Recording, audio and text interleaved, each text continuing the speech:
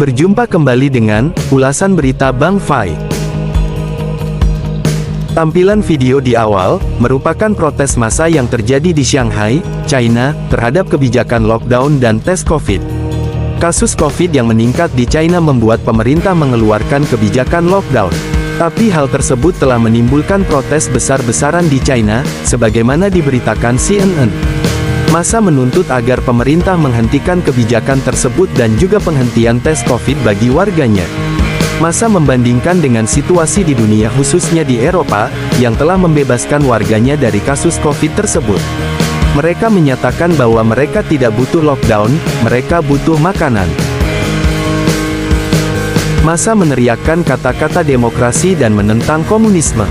Massa juga menuntut agar Partai Komunis keluar dari pemerintahan.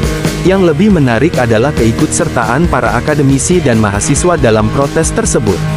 Padahal ada pembatasan yang ketat bagi akademisi dan mahasiswa untuk melakukan protes, agar peristiwa Tiananmen tidak terulang lagi.